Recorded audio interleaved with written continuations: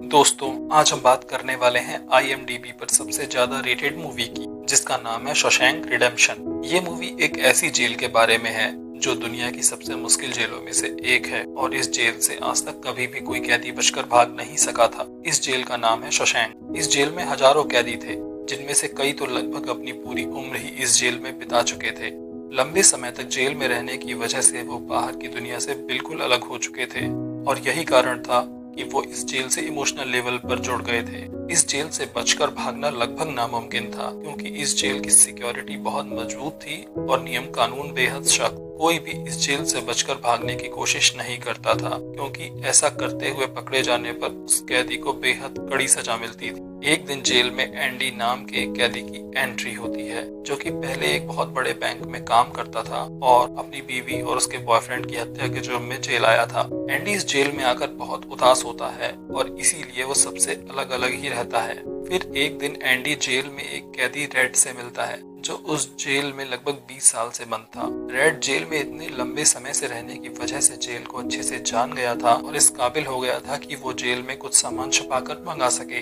Andy red से बात करके उसका भरोसा जीत लेता है और उससे कहता है कि उसे एक छोटी सी हथौड़ी और किसी एक्ट्रेस का बड़ा सा पोस्टर चाहिए। रेड समझ जाता है कि एंडी वहाँ से निकलने का कोई प्लान बना रहा है, इसलिए वो पहले एंडी की बात पर हंसता है और उससे कहता है कि उम्मीद एक खतरनाक चीज है, उम्मीद एक आदमी को पागल भी कर सकती है। लेकिन फिर वो इस काम के लिए राजी हो जाता है। साथ ही वह एंडी को यह बताता है कि अगर वो पकड़ा गया तो उसे काफी कड़ी सजा मिलेगी।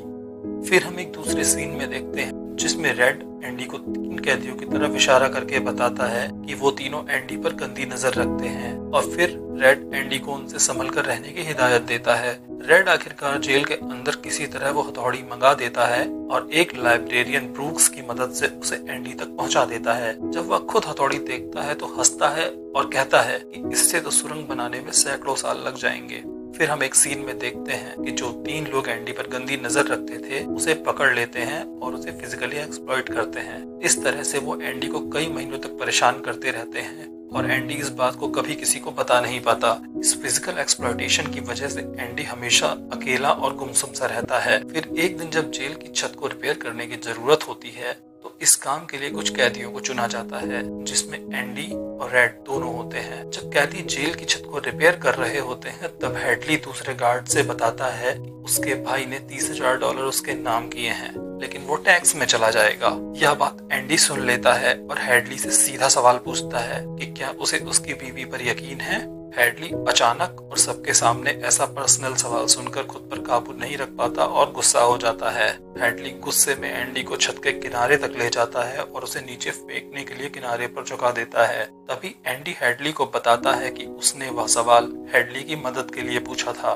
फिर एंडी हेडली को बताता है कि वह जेल में आने से पहले बैंक में था और वह एक सरकारी नियम जानता है जिसमें कोई भी आदमी अपनी पत्नी को जीवन भर में $60,000 तक गिफ्ट कर सकता है और उस पर कोई टैक्स भी नहीं लगता। एंडी हेडली से कहता है कि वो यह काम उसके लिए फ्री में कर देगा, बस उसे और उसके दोस्तों को बदले में बियर मिलनी चाहिए। हेडली इसे अच्छा सौदा मानता है और एंडी की बात पर राजी हो जाता है। फिर एक दिन कैदियों के मनोरंजन के लिए जेल में एक फिल्म दिखाई जाती है, लेकिन एंडी थोड़ी देर में ही फिल्म छोड़कर बाहर चला आता है। तब उसे वो 3 लोग दोबारा पकड़ लेते हैं और फिजिकली एक्सप्लॉइट करने की कोशिश करते हैं। इस बार एंडी को बहुत गुस्सा आ जाता है और वह उन तीनों में से एक आदमी को चोट पहुंचा देता है। हेडली को एक दिन पता चलता है कि वो तीनों लोग पहले से एंडी को परेशान किया करते थे और इसीलिए तंग आकर एंडी ने एक दिन अपने बचाव में उनमें से एक को नुकसान पहुंचाया था। हेडली यह जानने के बाद बहुत ज्यादा गुस्से में आ जाता है और उन तीनों में से एक आदमी को इतना मारता है कि वह अपाहिज हो जाता है। कुछ दिनों बाद जेल का वार्डन इंस्पेक्शन के लिए जेल में आता है और उसे हेडली से पता चलता है कि एंडी को बैंकिंग की अच्छी जानकारी है। एंडी के सेल में वह एक्ट्रेस का फोटो देखता है, लेकिन वह एंडी को माफ कर देता है। वार्डन एंडी के सेल में हथौड़ी नहीं ढूंढ पाता और एंडी के पास बाइबल देखकर वह उससे कहता है मुक्ति इसी में है। वार्डन एंडी से प्रभावित होकर उसे जेल की लाइब्रेरी में काम पर लगा देता है, जहां पर एंडी ज्यादा समय जेल स्टाफ के फाइनेंशियल मैटर से जुड़े काम करता रहता है। वह लाइब्रेरी में बूढ़े लाइब्रेरियन ब्रूक्स की मदद भी करता है, जो उस जेल में करीब 50 साल से होता है। एक दिन ब्रूक्स की सजा माफ हो जाती है, लेकिन वो जेल से बाहर नहीं जाना चाहता था। क्योंकि लंबे समय से जेल में रहने की वजह से वो बाहर की दुनिया से बिल्कुल अनजान हो गया था और जेल से ज्यादा जुड़ाव महसूस करता था। इसलिए वो अपनी सजा बढ़वाने के लिए एक कैदी को मारने के लिए उसके गले पर धारदार हथियार रख देता है, लेकिन वो उसे मारने की हिम्मत नहीं जुटा पाता। जब वह जेल से बाहर आता है तो बाहर की तेज और अनजान दुनिया में खुद को अकेला पाता है और एक दिन अकेलेपन और निराशा में आत्महत्या कर लेता है। फिर हम देखते हैं कि वार्डन कैदियों को सस्ते मजदूरों के तौर पर जेल के बाहर काम करवाता है और बेईमानी का पैसा कमाता है। वार्डन अपनी काली कमाई को बचाने के लिए एंडी की मदद से एक इमेजिनरी आदमी रेंडल स्टीफेंस के फर्जी डॉक्यूमेंट बनवाता है, जो कि कभी था ही नहीं, और अपना सारा बेईमानी का पैसा रेंडल स्टीफेंस के अकाउंट में जमा कराता है। फिर एक दिन जेल में एक नया कैदी टॉमी आता है। एंडी टॉमी की पढ़ाई में मदद करता है। धीरे धीरे एंडी और टॉमी में दोस्ती हो जाती है। एक दिन बातों ही बातों में टॉमी को एंडी का जुर्म पता चल जाता है। तब टॉमी बताता है कि जिस जेल में वह पहले था वहां पर एक बार एक कैदी ने उसे बताया था कि उसने एक बैंकर के घर में चोरी के समय बैंकर की बीवी और उसके प्रेमी की हत्या कर दी थी और बैंकर को हत्यारा मानकर उसे सजा दी गई थी। इस बारे में और बात करने पर एंडी और टॉमी दोनों को यकीन हो जाता है कि वह बैंकर एंडी ही था। इसलिए एंडी और टॉमी दोनों वार्डन को ये बात बताने के लिए सोचते हैं, जिससे कि एंडी की सजा माफ हो जाए। और जब वो वार्डन को ये बात बताते हैं तो वार्डन एंडी को जेल से न जाने देने के लिए उन दोनों की बात पर यकीन नहीं करता।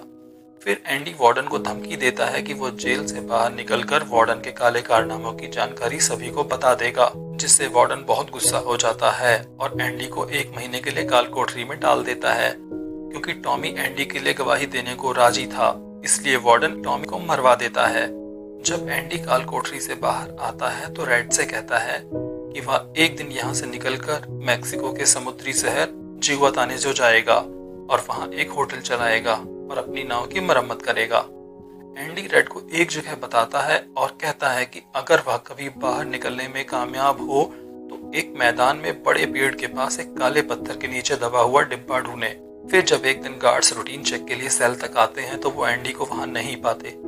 दरअसल एंडी ने पिछले कई सालों में धीरे धीरे करके जेल के अंदर एक सुरंग खोदी थी और उस सुरंग से होते हुए सीवेज पाइप तक आकर वहां से भाग गया था। बाहर जाकर वह रेंडल स्टीफेंस के नाम पर जमा बहुत सारा पैसा निकाल लेता है, क्योंकि जेल के अंदर रेंडल स्टीफेंस के सिग्नेचर वही बनाता था और इस नाम के सारे कागज वो जेल से भागते समय उठा लाया था। इसलिए एंडी को वो पैसा निकालने में कोई दिक्कत नहीं होती। पैसा निकालने के बाद वो वार्डन की काली कमाई के सारे राज न्यूज़पेपर एजेंसीज को भेज देता है। यह खबर छपते ही पुलिस वार्डन को पकड़ने आती है, लेकिन वह शर्म के मारे खुदकुशी कर लेता है। कुछ समय बाद रेड की सजा भी माफ हो जाती है। बाहर आकर बॉबी ब्रूक्स की तरह अकेलापन महसूस करता है और अपनी जिंदगी खत्म करने का सोचता है, लेकिन उसे तभी एंडी की बात याद आती है और वह एंडी की बताई हुई जगह पर पहुंच जाता है। जब वह वहां जाकर पत्थर हटाता है तो उसे एंडी का खत और पैसे मिलते हैं। खत में लिखा होता है, क्या तुम्हें वह जगह याद है जो मैंने तुम्हें जेल में बताई थी? जिगुआतानेजो आओ, मैं तुम्हारा इंतजार कर रहा हूँ। उम्मीद एक अच्छी चीज है, शायद सबसे अच्छी चीज, और अच्छी चीज कभी नहीं मरती। यह खत देखकर रेड इमोशनल हो जाता है और एंडी से मिलने मैक्सिको जाता है। जिगुआतानेजो पहुंचने पर रेड देखता है कि एंडी अपनी नाव की मरम्मत कर रहा है। दोनों दोस्त एक दूसरे को देखकर बहुत खुश होते हैं और गले मिलते हैं। इसी के साथ ये मूवी एंड हो जाती है। तो दोस्तों, आपको ये मूवी कैसी लगी कमेंट्स में जरूर बताइए, और अगर आप इस तरह की एक्साइटिंग मूवीज का एक्सप्लेनेशन चाहते हैं तो चैनल को सब्सक्राइब जरूर कीजिए। मैं आपसे मिलता हूँ नेक्स्ट वीडियो में फिर किसी एक्साइटिंग मूवी के साथ।